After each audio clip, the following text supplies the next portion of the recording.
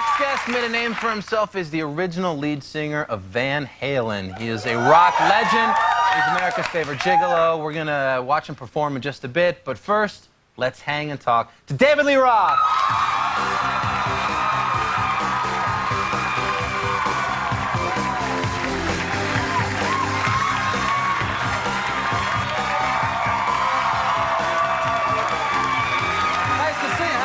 Outstanding. Yeah, you look great, man. Live in front of your naked awesome, steaming eyes. We're here for the VMAs. What's crazy about that? Yeah. You were there. You I saw it. you at the VMAs. Everybody was anybody is at the VMAs. Did you have fun? Oh, come on. It's the front bumper of American popular culture as we know it now. You've got a Korean kid with dreadlocks driving around with a black lesbian on an Italian Vespa. What's to hate about that? You know? That's just one act. They're on Was Sony. that impeded his performance? I don't know what. That's the culture, man. Yeah, that's what's going on. You got the hip hop. You have characters who are coming off like Linkin Park. Come on. Yeah, Linkin Park was good. Oh, you know, and it's the age of the remix. So if you liked it once, you can like it 6 times. You know, it's the Honda principle. Too good, for better. I haven't even asked a question yet. That's what's great. The name of this segment is just BSing with Dave. What else? What else is in that mind of yours? You got a lot of stuff. I saw you with Sammy Hagar at the VMAs, and I could never just get a grip on, like, you know, what's the vibe? It seemed cool because you came out, the crowd was like, yeah. And then just so you were throwing daggers at each other a little bit. Well, you know, some of the best fistfights happen over who's going to go top bill behind the Peace Festival in Russia. This is the stuff that you never hear about, really. Right. Truthfully. What a fight and that we must just have been. wear it right here, and we go, there's a rivalry here. Rivalry brings out the best in anything. I don't care if you're designing shoes or creating a rock band. I don't care if you're creating a country or something political. You have to have rivalry. It makes you push. And we wear it right here, and we say, yeah, I'm not overly impressed with the other guys. The audience is, and it's great, and it's exactly the kind of conflict that you want an audience to get in the middle of, because both guys would rather effing die than have a bad night.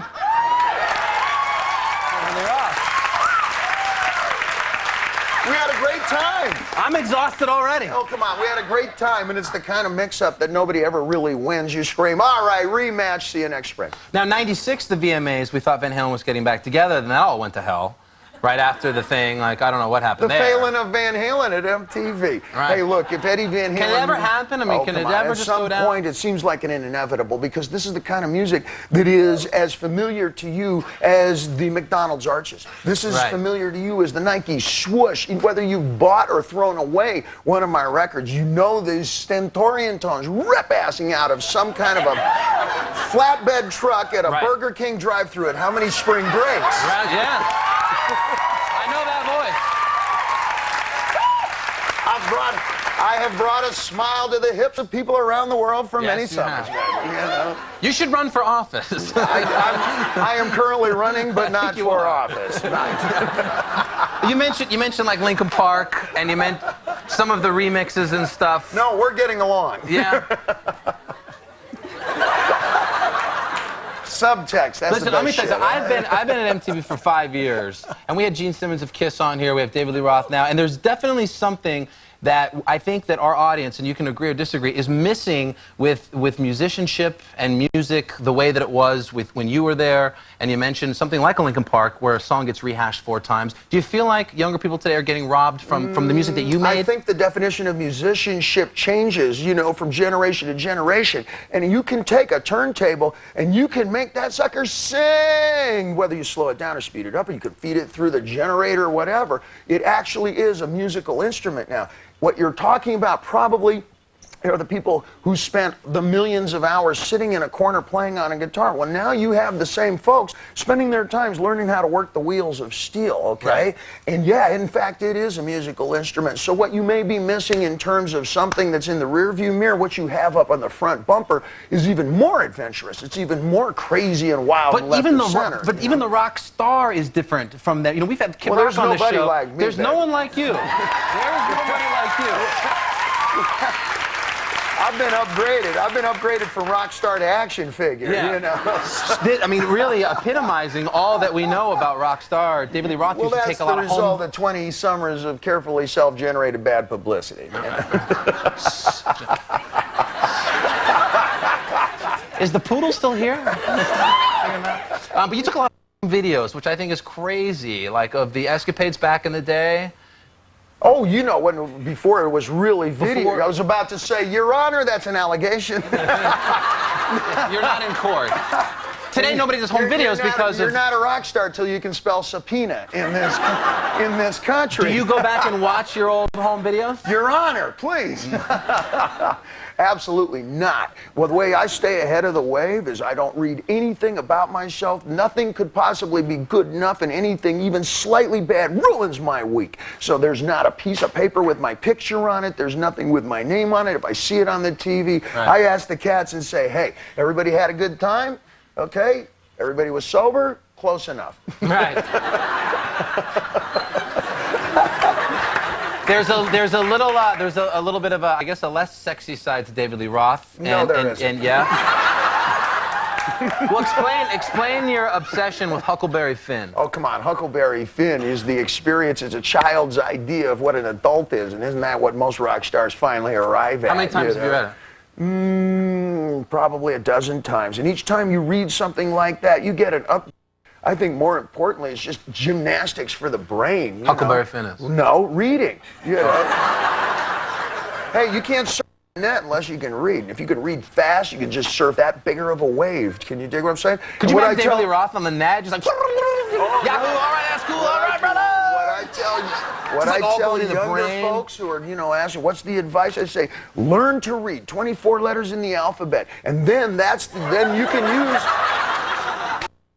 use it for anything you like. The Bible is written with the same alphabet my favorite pornography is. That's right. How many languages do you speak? I can get us in trouble and barely out and for. Hablo suficiente español para hablar contigo solamente en lengua. And, is there anybody from Brazil here? Português também. Well, I got to be able to wake up. Brazil was bad. I got to wake up. No, I got to wake up in many languages and say my visa expires later today. Yeah. And don't I get one phone call at least? I can make taxi fare in 9 languages. What are some of your other compulsive habits? In your book, you were talking about like scrubbing the floors. You had some weird habits like that. No, that comes from kendo. I've been a martial artist. I'm a lifer since I was 12 years old. And, it starts with you mop the floor. So once you have the setup like this, and we didn't do it here, but once you start off a magnificent kind of tour, something is, 70 cities or whatever, you got 120 characters traveling around with you. That is endeavor. How do you show that you're willing to commit every fiber of yourself? You mop the floor like a washerwoman. Right. And at the end of the day, when all the rehearsal is done, right before you charge for the first ticket, you get on your knees and you mop the floor. It's the same way you learn to use a sword, the same way you play electric guitar, and then you can charge as much as you want for a ticket and say, okay. Fair enough. I made the commitment. You gonna rock out for us a little bit? We are gonna rock you out. David Lee Roth, he'll perform when we get back. Right after this.